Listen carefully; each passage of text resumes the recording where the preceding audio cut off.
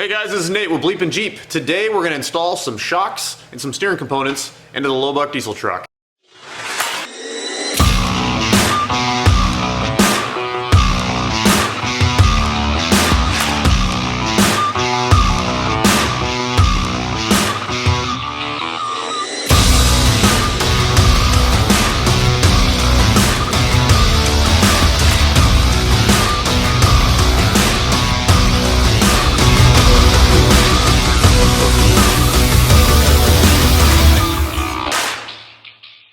The time has come to address these loose ends that I've been pushing off forever. But before we get started, make sure you like the video and subscribe to our channel. I made a whoopsie. I decided to paint a whole bunch of stuff and not film it. I didn't think anybody would really care, but social media begged to differ. So I apologize, guys.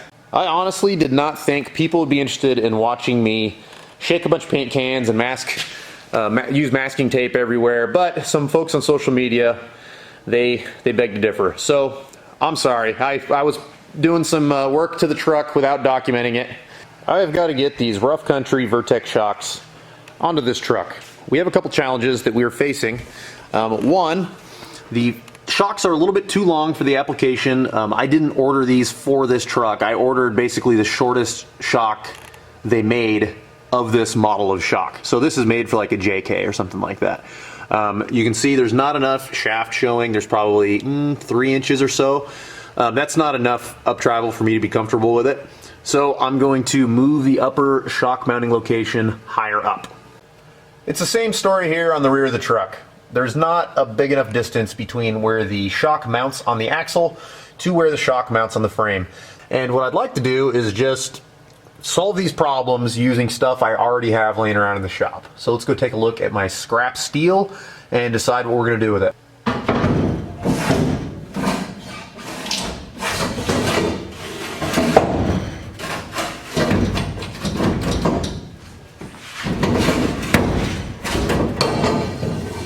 Aha! No way!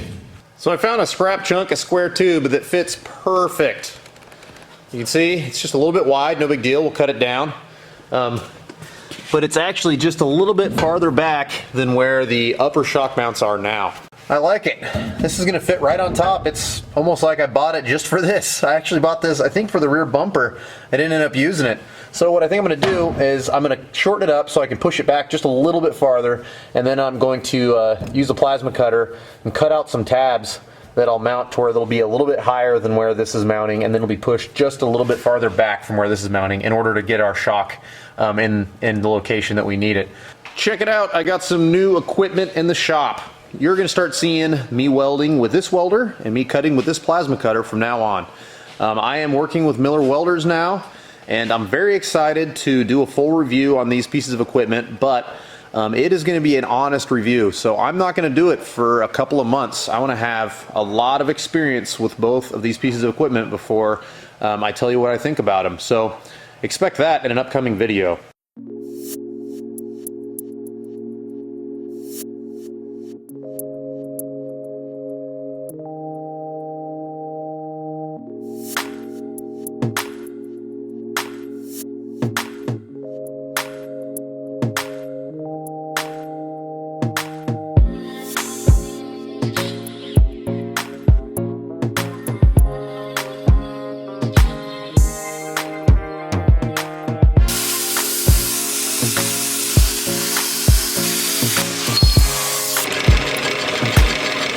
I completed our shock tabs. So I bolted them to the shock. I then measured the shock whenever it was fully extended, and we were at 9.5 inches of shaft showing. So I used this ratchet strap to compress it down to where it's about the halfway point. I put it at 4.5 inches of shaft showing, and then I set it up in a way that I think would work to where I've got good clearance everywhere. It's centered to where the lower heim joint's not going to be like maxed out immediately or anything like that. So I did the same thing on this shock, and it's bolted in on the bottom on both sides. It's bolted into the tabs up top. Now all I need to do is hook my welder ground to it and start tacking everything where I want it. Then what I plan to do is I'm going to tack the tabs on first. I'm going to unbolt the shocks, pull this whole bar out, fully weld it on the bench, and then put it back in here, line it up on the frame one more time, and then burn it right into the frame. I welded our shock tabs. Everything's looking good. As you can hear, I am shaking spray paint. So, because this is going to be in such an awkward spot to paint, I'm going to paint the entire thing right now and let it dry overnight, and then tomorrow morning I will set it up there and just grind down the little spots that I need to paint, and that way when I'm painting the stuff on the Jeep, it's going to be a very little amount and it'll be a lot easier to deal with.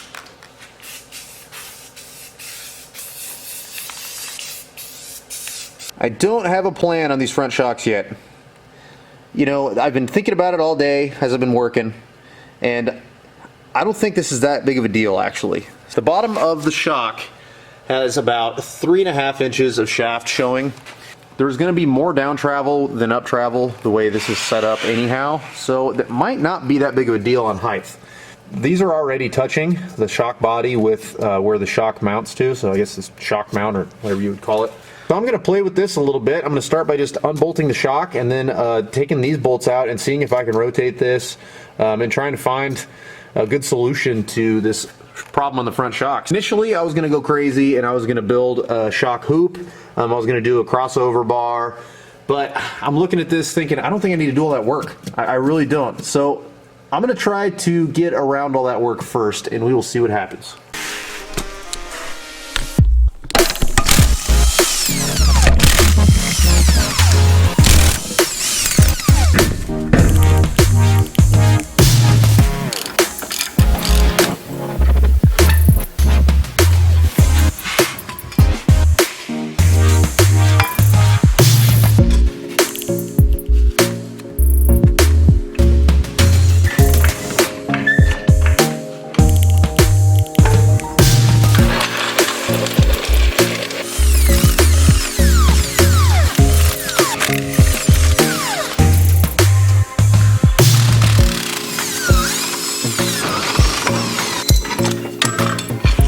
Look what just fell out of this thing. You know how you lose that nut in the engine bay and you have no idea where they ended up? Well, I don't think that these are just nuts that I've lost. These are probably years of mechanics and people working on this thing. It's so funny. It's always a little nook and cranny somewhere that you don't expect is where you lose these things. I'm going to weld this to a chunk of 1/4 inch plate, just some scrap 1/4 inch that I had laying around. And once I weld it to it, I can drill this hole over here, and that's going to basically be like our alignment hole because that's one that is not going to move on the bracket or on the frame. So once I drill this hole, I can put the bolt through it on the frame, and then I can figure out where the other 2 bolt holes are going to end up. I know one's going to end up around here because I marked it with white just so I could kind of have that to look at while I was kind of thinking this plan out. And then I know there's going to be another hole that's going to be somewhere right here. So the first things first, I need to cut this. So I'm going to use a plasma cutter, cut this real quick, weld these brackets on here, and then start drilling some holes.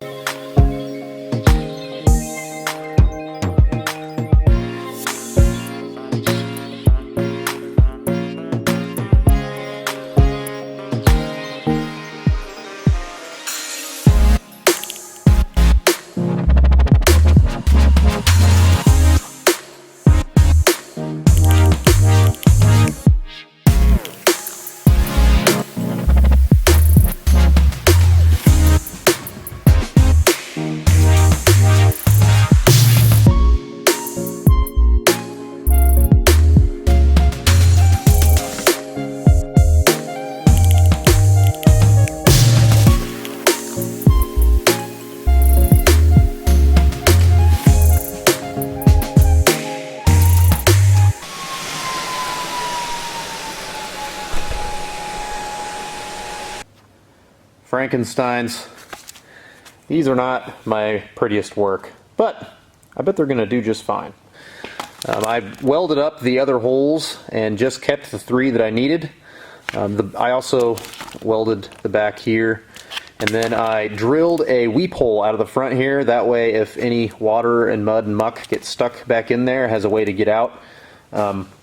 A better way to do it, if I really cared a lot, would probably be to weld a plate back here to keep it from getting in there in the first place. But these might be temporary. I have no idea. I don't know how much time I really want to spend in them. So this is how it's going to be. I'm going to paint these, and then tomorrow morning I can bolt everything on and weld everything on and get it all on the Jeep. Doesn't look too bad. I let the paint dry overnight. So now I am ready to bolt these back on the Jeep. I'm going to start with the front shock mounts. So we're going to bolt these on, put the front shocks on, and then move our way to the back of the truck and figure out that rear bar.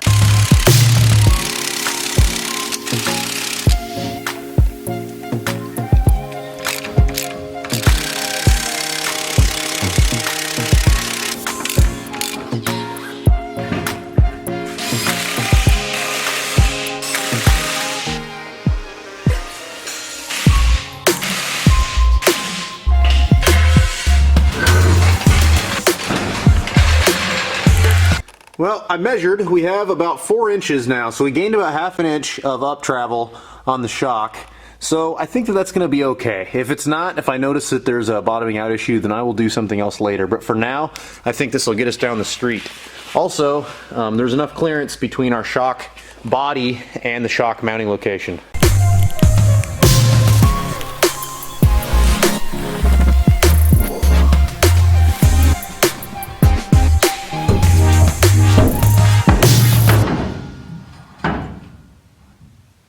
Here's what we're working with. I marked the line here, and I will clear the paint from here out. I also took my paint pen and I marked along the top of the frame rail on both sides. I measured some common points to the centers of these holes and on both sides to make sure that this was squared up, and also in a location that's we're going to be able to mount our shocks to. So everything looks like it's going to work as is. I'm going to pull this bad boy out. I'm going to clear the paint with power tools off of this, and then I might have to use some sandpaper or something to get up on top of this frame rail. I don't really have anything. I'll think about it. I might have something that I can get on there to kind of clear a little of the paint away so I can weld onto it.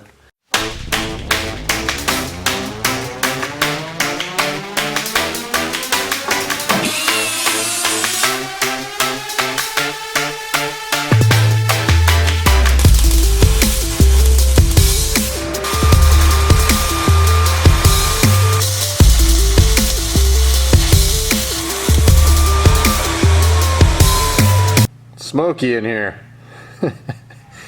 This yeah, if you've ever welded on framey bits or body bits, you know that smoke likes to come out. Woo, you can see it's a little smoky in here. I gotta open up these doors, I can barely breathe. I welded this on 4 sides, and it's gonna be pretty strong, but I've seen people rip things off the frame before.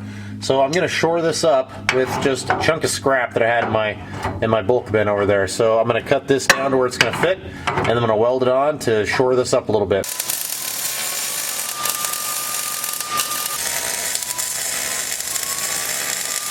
I want to explain why I put this extra plate in here. The whole point is, whenever you have the shock on the front of this cross member instead of on the bottom, because it's gonna be going up and down this direction, it's going to basically be twisting this cross member, and I don't want it to slowly work and tear that weld or tear the frame. This is extra reassurance because not only is this welded on 4 sides around the frame now, because I put this plate here, this plate sandwiches on top of that other weld, it gives it an extra weld here, and then it makes it to where the leverage point is all the way down here. So this is really going to help keep this from twisting. I told you at the beginning of this video that I was going to be playing around with some steering components. So I want to install a pitman arm. It's a drop pitman arm. And then I want to mess around with this power steering pump location. So there's a few things I didn't like about the way it was before. I've been thinking about this since I did that video, maybe 4 or 5 episodes back. This was a little too far forward. So I knew that I could make this part of the pulley line up with the outer part of the pulley down there, because I wanted to avoid this vacuum pump. But as I've been thinking about it, I decided I want to move it back. I want to try and get 2 belts on this thing because I think it's going to be a lot less squealy. So just to see if it's even possible, I've been drilling some extra holes in some places and kind of messing around with the location. I moved the pump up a little bit higher on the bracket, And it looks like, let's see, it looks like if I move this pulley all the way up to where it's tight, I can theoretically clear, I'll see if you can see that in the video, I can theoretically clear the top of this vacuum pump. So I'm going to try it in this location. I'm going to add a little piece of material here, drill a hole in it, so I have 2 bolts up here, do the exact same thing on the bottom, and once I get everything tight, I'm going to measure for belts, and hopefully I can get this belt on there where it's going to clear. If it does clear, it is going to be about as close as you can get it, that's for sure. But again, I know that you guys are like me. How many times have you been on the trail and somebody has just got the squeakiest power steering setup ever? And I definitely don't want to be that guy.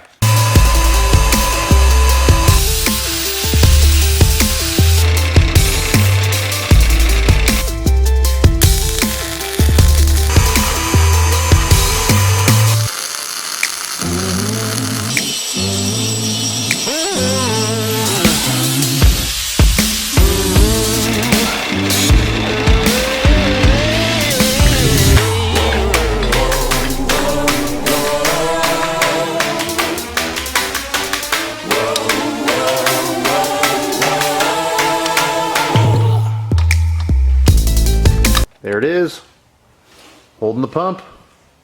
The pulleys look good. If this one doesn't work, I could always still use the front one. The plan is to run both. So all I need to do is I'm going to take some wire, I'm going to run it around these pulleys, make a mark on the wire, and then you can lay it out on the floor and measure it with your tape, and then you know how long of a belt you need. So I'm going to order up a couple of belts. Looks like they're going to be pretty long. And like I said, if this one doesn't work, I'll just use the one on the front.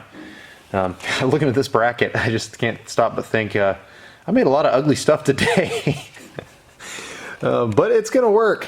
You know, I think at a later date, before I paint it, I'll finish grinding it down. I'll throw another gusset or 2 on here, and then I'm gonna tap this so I can put 2 bolts to mount this fuel filter on, make it look a little more professional. Check out the way this rear shock setup ended up. I like it. That angle's not too bad. You know, I would like it to be a little more straight up and down, but this is not that bad. And because they're adjustable, we should be able to adjust for any kind of ride quality that I desire, which would be great. If I put a load back here, I might stiffen it up. If it's empty, we can put it on just number 1 and have it be nice and soft. Well, that's it for the video today. I've got a lot of work left to do on this truck. I would like to start working exclusively on this truck for the next month or 2 and see if I can get it done before summer. I'm as excited to see this bad boy cruising down the streets and on the trails as you guys are. So if you enjoyed the video, make sure you click the like button. Subscribe to our channel if you haven't already. If you want to follow me on social media, I'm at BleepinJeep Nate, and we'll see you next time. Oh shit, there's no door handle in here.